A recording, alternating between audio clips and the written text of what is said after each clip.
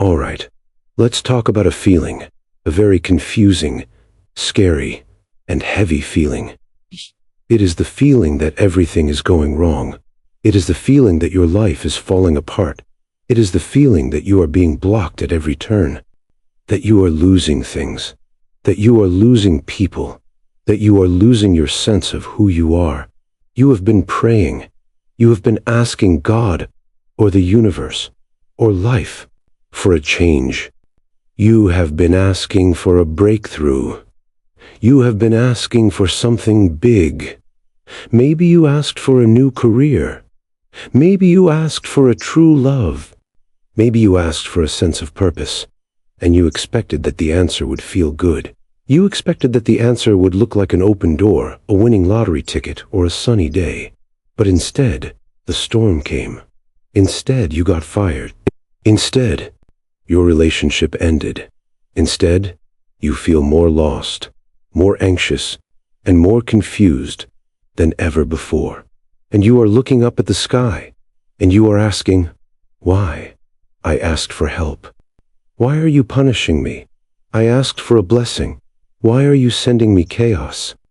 I want to speak to you, right now, in the middle of that chaos. And I want to tell you something that comes from the deep wisdom of the Swiss psychiatrist Carl Jung. What if this chaos is not a punishment? What if this falling apart is not a sign that God has abandoned you? What if this is the sign that God is answering you? What if the destruction of your old life is the absolute, necessary first step to building the new one? What if the big thing you asked for is so big, so heavy, and so magnificent that the old you cannot carry it? What if God isn't destroying you? What if God is clearing the table? Today, we are going to talk about the signs that something massive is about to shift in your life. But we are going to look at them through the lens of Carl Jung. Jung understood that when the self, his word for the God image within us, wants to grow, it doesn't happen deeply and quietly. It happens violently. It happens through transformation, and transformation always looks like trouble, right before it looks like a miracle. We are going to walk through exactly what this looks like. We are going to talk about why you feel lonely, why you feel bored, why you feel anxious, and why all of these things are actually the sound of the new life knocking on your door. If you feel like you are in the dark right now, please listen. You are not buried. You are planted. Let's start with the first and most terrifying sign. The sign is removal. The sign is loss. You asked for a new life, and suddenly, the old life starts to crumble. You lose the job that you thought was your safety net. The friend you have known for 10 years suddenly stops talking to you, or betrays you. The relationship you were holding on to dissolves. Your car breaks down. Your landlord sells the house. It feels like bad luck. It feels like a curse. It feels like God is taking things away from you. But Jung would say, this is not bad luck. This is the death of the persona. We have talked about the persona before. It is the mask you wear. It is the you that you built to fit in. It is the you that plays by the rules, that pleases people, that stays small and safe. Most of us spend our whole lives building a little house for this persona. We fill it with safe people, a safe job, and safe habits. But then, you asked God for something big. You asked for your purpose. You asked for real love. You asked for your true self. The problem is, your big destiny cannot fit in your small house. The real you cannot live in the cage you built for the fake you. So, before God can give you the gift, God has to wreck the cage. This is what Jung called the defeat of the ego. Your ego is the part of you that wants control. It wants things to stay the same. It wants safety. When God is about to give you something big, your ego has to get out of the way. And the ego never moves voluntarily. It has to be evicted. So, the job goes. The toxic partner goes. The fake friends go. It feels painful. It feels like you are being stripped naked. But look closer. What is actually leaving? Is it the things that serve your soul? Or is it the things that were holding you back? Is it the things that made you alive? Or is it the things that just kept you comfortable? This removal is creating space. Imagine you have a cup, and it is filled with old, cold, muddy tea, and you ask God, please, fill my cup with fresh, clean, clear water. God cannot pour the clean water in. The cup is full. If God poured it in now, it would just spill over and make a mess. First, the cup must be emptied. The emptying feels like loss, but it is actually preparation. Every person who has left your life right now had to leave. They could not go where you are going. Their part in the story is over. Every door that slammed in your face had to close. It was leading to the wrong room. So, if you are in a season of loss, try to shift your perspective. Do not ask, why did I lose this? Ask, what is this making room for? Do not grip the things that are trying to leave. Let them go. The more you fight the removal, the longer it takes. Surrender to the emptying. Trust that the space is being carved out for something magnificent. The second sign that God is about to move in your life is a feeling of deep, internal discomfort. It is a feeling of restlessness. It is a feeling of boredom. It is a feeling of, I don't fit here anymore. You look at your life. It's the same life you had last year. It's the same friends, the same routine, the same TV shows. But suddenly, it tastes like ash in your mouth. The conversations that used to be fun now feel shallow and stupid.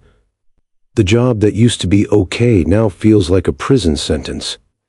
You feel irritated. You feel agitated.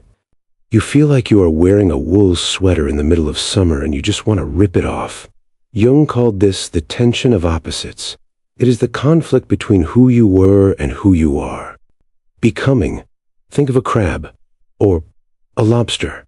How does a lobster grow? It lives inside a hard shell. That shell protects it. It keeps it safe. But as the lobster grows, the shell does not grow. Eventually, the lobster gets too big for the shell. The shell becomes tight. It starts to squeeze. It becomes uncomfortable. It becomes painful. The lobster is under pressure.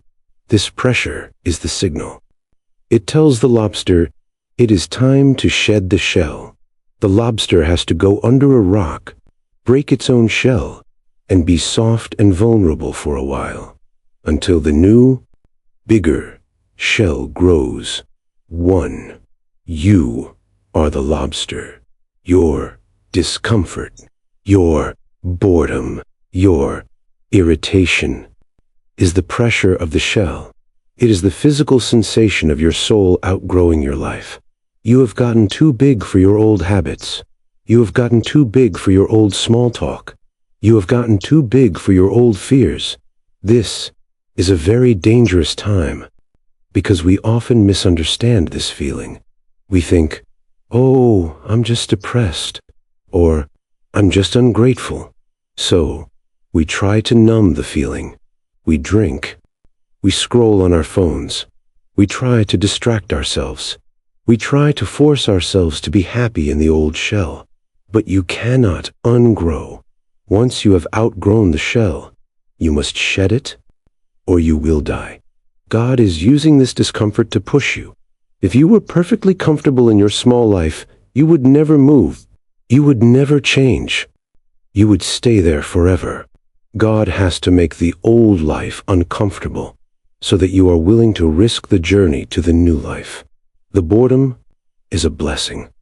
The irritation is a fuel. It is pushing you out of the nest. It is saying, there is nothing left for you here.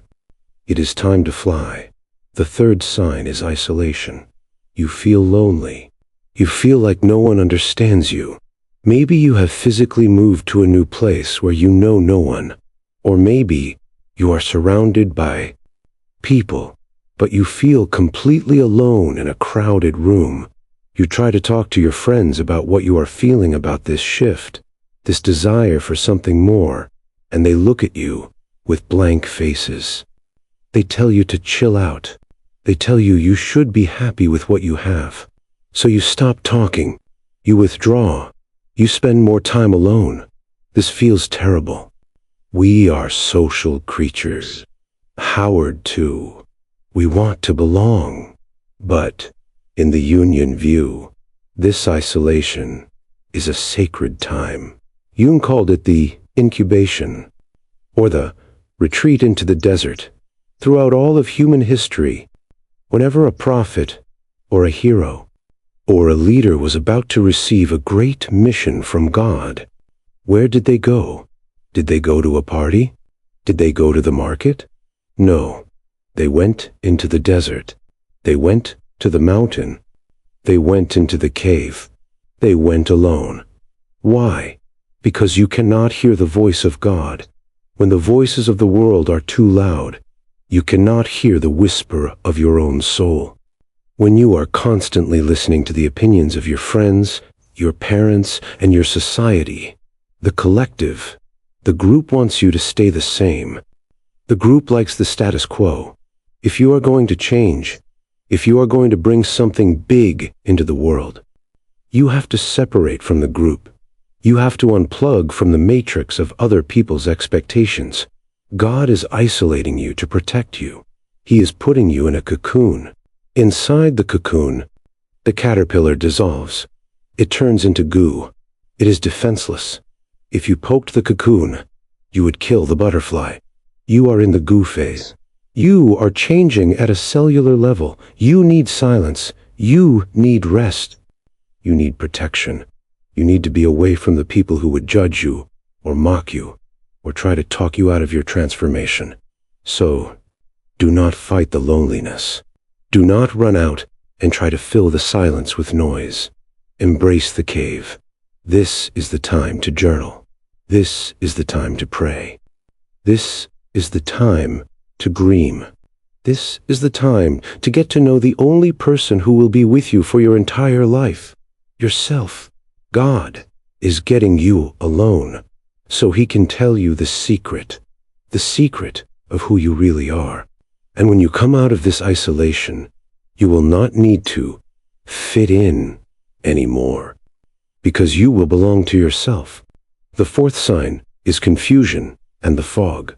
You feel like you are walking in a thick mist. You don't know what's next. You have let go of the old trapeze bar, but you haven't caught the new one yet. You are floating in midair. Your logical mind, your ego hates this. It wants a 5-year plan. It wants a spreadsheet. It wants guarantees. It screams, "What are we doing? Where are we going? We are failing."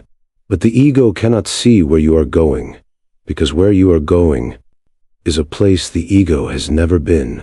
Where you are going is the domain of the spirit. Jung had a phrase for this.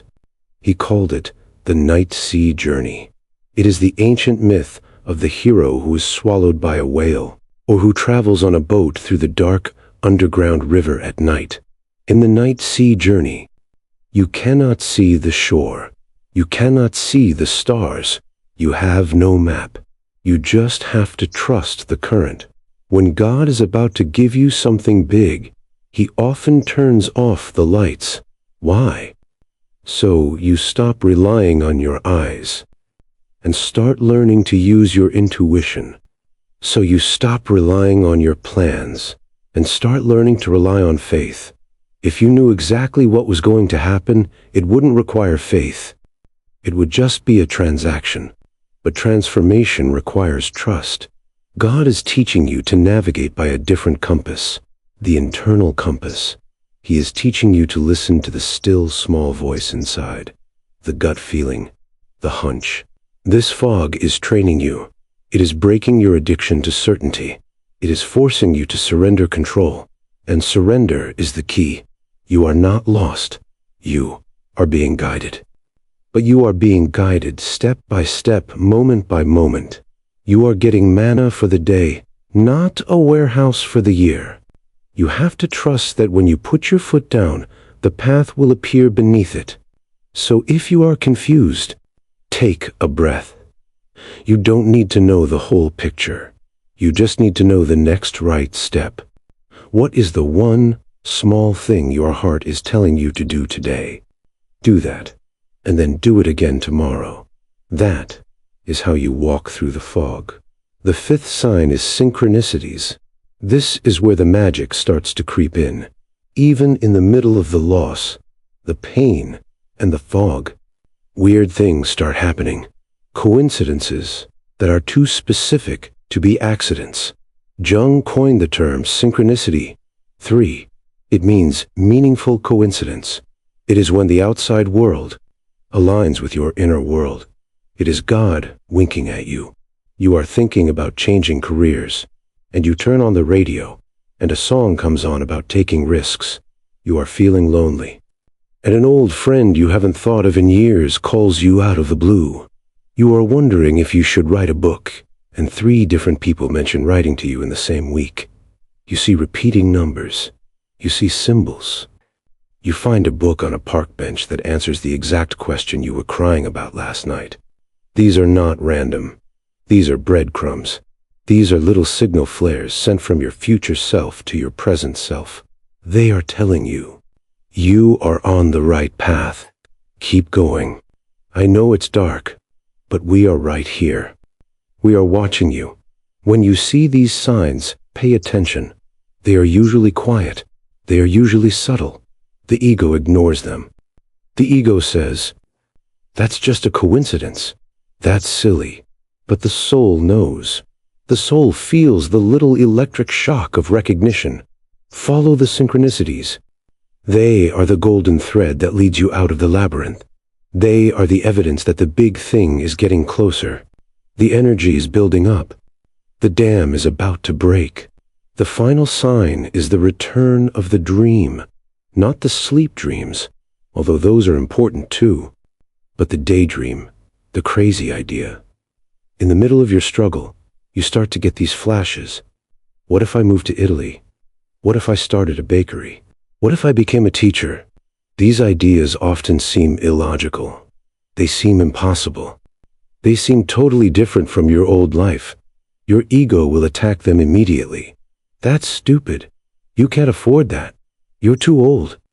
You're not qualified. But the idea won't go away. It keeps coming back. It nags at you. It makes your heart beat faster. It brings a little spark of joy into the gray fog. This is the seed. This is the big thing trying to land. God does not shout. God plants seeds, and he plants them in your imagination.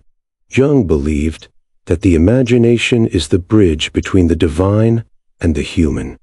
It is how the self communicates its vision to the ego. These crazy ideas are not distractions. They are blueprints. They are the blueprints for the life that is waiting for you. Do not kill the seed. Do not crush it with your logic. Logic is for the old world. Logic only knows what has happened in the past.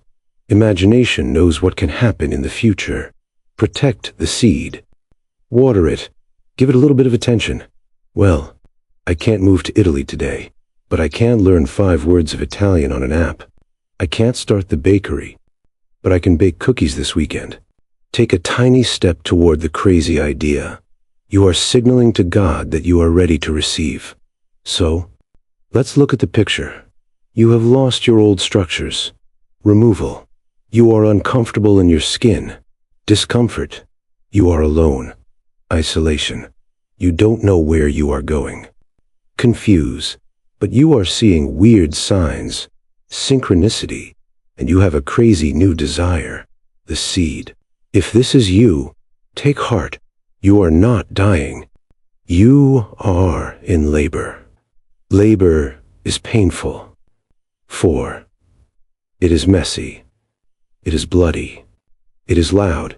If you walked into a hospital delivery room and didn't know what was happening, you would think something terrible was going on. You would think the woman was being tortured. But she is not being tortured. She is bringing forth life. You are birthing the new you. And just like a physical birth, there is a moment called transition.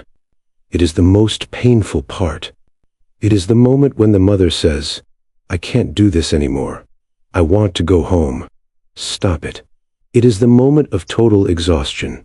If you are at that point, if you are on your knees, crying, saying, "God, I can't take any more. Please just stop." Congratulations. You are at transition. You are at the very end. The breakthrough is right behind the pain.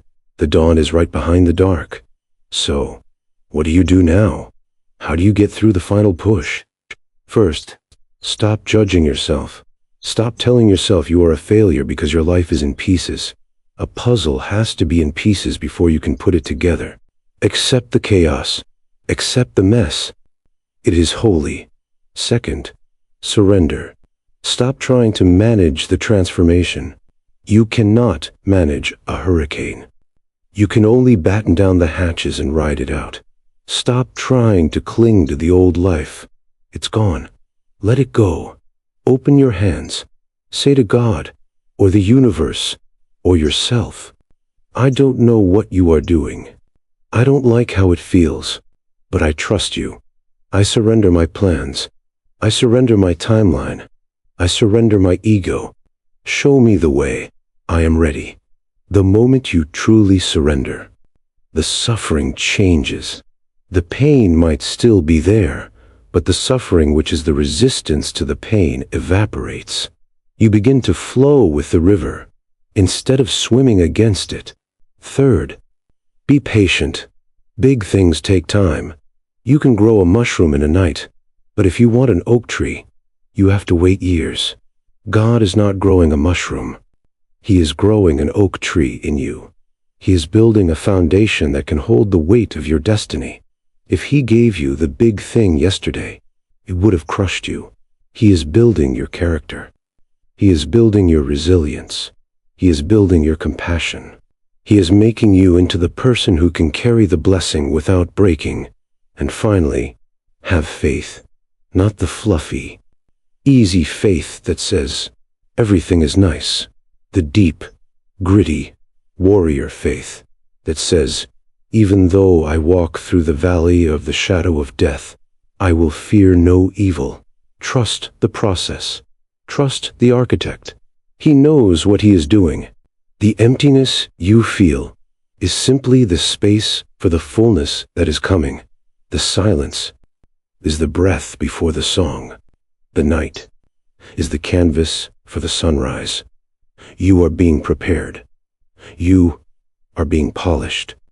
You are being emptied so you can be filled. Something big is coming. Can you feel it? It's not coming to you. It is coming out of you. The life you have been waiting for is waiting for you. Just keep walking. Just keep breathing. Just keep trusting. You are almost there. Thank you for spending this time with me. I hope this message brought you some peace in the middle of your storm. You are doing the hard work, the holy work, and it is going to be worth it. If this resonated with you, please hit that like button and subscribe. And if you know someone who is going through a dark time, please share this with them. Maybe it can be a light for them too. Stay brave, stay open, and I will see you in the next one.